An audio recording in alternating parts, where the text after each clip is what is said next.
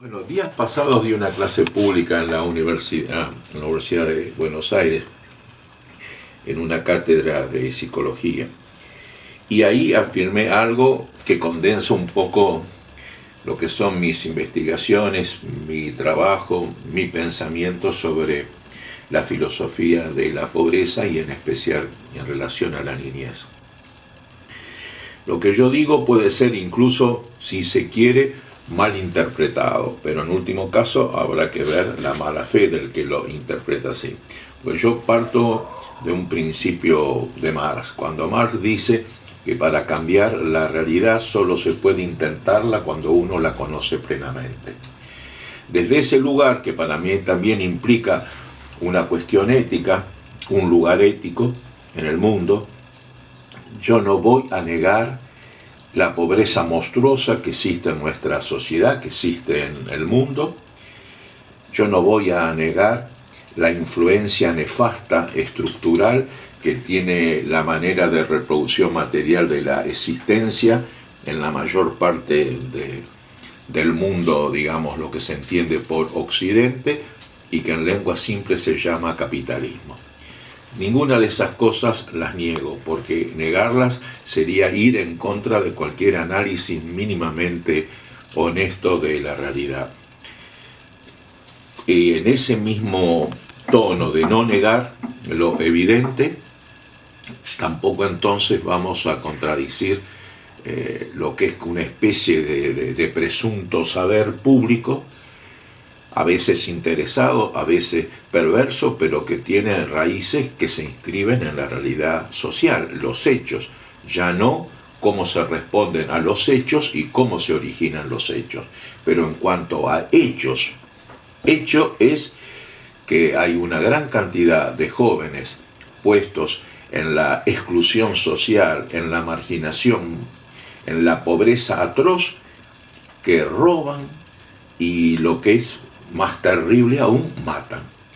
Ese es el hecho que a mí más me toca, más me espanta, porque espanta el hambre, espanta la pobreza, espanta la violencia cuando se convierte en una cosa en sí misma, pero desde un punto de vista civilizatorio, y desde mi lugar ya de histórico militante de los derechos humanos. Yo milito en la defensa de los derechos humanos desde la década del 60, con casi 50 años de trabajar allí.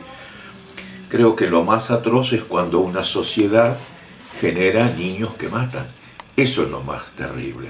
Siempre, por supuesto, es terrible el dolor de los familiares. Es terrible, aunque los muertos ya no puedan quejarse, el silencio de la muerte es imposible de remediar. Los muertos no hablan, pero el dolor de los familiares de los muertos debe ser siempre visto, respetado, oído, y tratado de dar respuesta. Desde algún lugar podemos decir consuelo, desde otro lugar reparación, que siempre son cuestiones pobres, mínimas. ¿Qué reparación podemos darle al padre que le mataron al hijo, o a la madre que le mataron al hijo, o al hombre que le mataron su mujer? ¿Y vamos a negar que estos hechos existen? No. ¿Y vamos a negar que hay jóvenes que cometen estos crímenes? Tampoco. Ahora, el tema, yendo más no a los hechos que no se niegan, podemos negar la cantidad, pero el tema de fondo es no entrar en la lógica de los terroristas de Estado. Pienso en Videla, que de golpe admite las desapariciones y descalifica los hechos diciendo no fueron 30.000.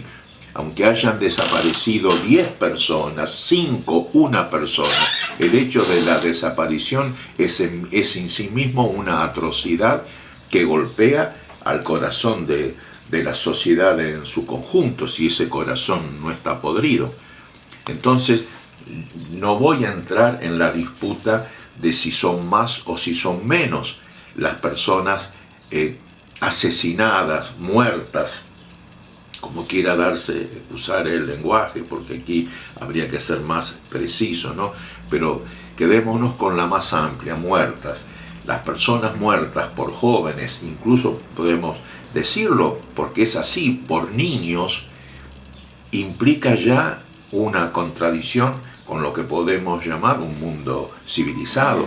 O alguien me puede hacer creer desde algún lugar científico, desde algún lugar religioso, desde algún lugar moral o ético, que hay niños que vinieron al mundo para matar.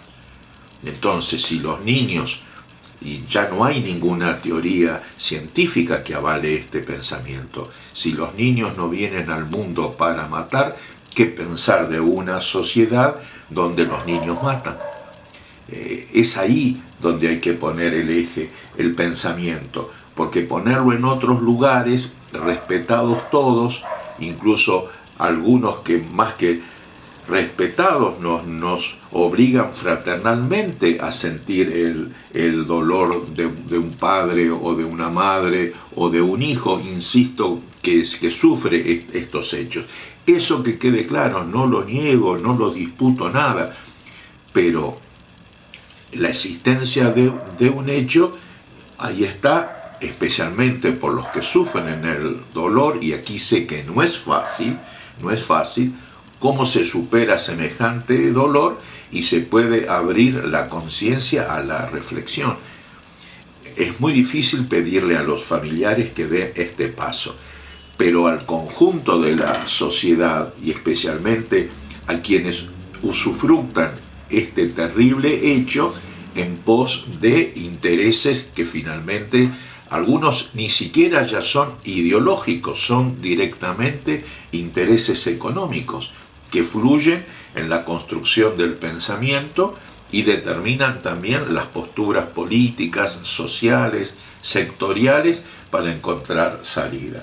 Por lo tanto, creo que no está bien cuando desde algún lugar llamado progresista se quiera ningunear la realidad terrible. Eso no hace a la búsqueda de la solución, y menos todavía si alguien quiere presentarse desde un lugar del progreso humano. Negar la realidad es lo más contraproducente para modificarla. Tengo que pensar que el que la niega por una mezquindad política o el que la desmesura por otra mezquindad política son también responsables de que los hechos no se solucionen. Porque, insisto, si no sabemos bien lo que pasa y no sabemos bien las causas, seguiremos sufriendo los damnificados directos, que puede ser cualquiera, el hecho en sí, y la sociedad en su conjunto, el hecho que a todos nos toca, porque vivir en sociedad implica que de una manera u otra lo que sufre alguien nos corresponde a todos.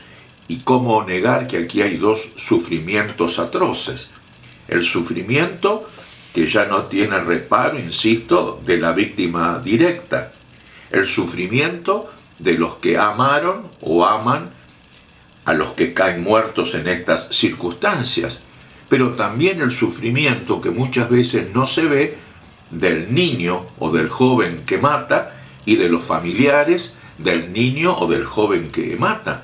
O alguien como padre puede negar que ser familiar de un niño que mató trae también sobre sí una irrefrenable conmoción.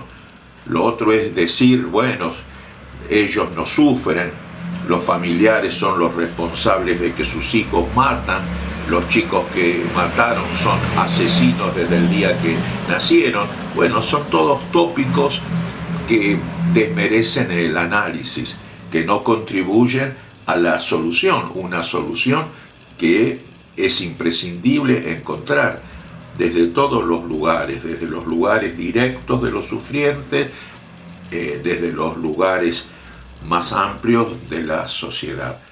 No neguemos entonces que los chicos y los jóvenes en ciertas circunstancias matan, que eso es un espanto, porque en definitiva lo que yo pienso es que cuando un chico mata, ese chico ya está muerto. Y entonces tendremos la muerte del que mata y la muerte o las muertes de los que caen en esos hechos.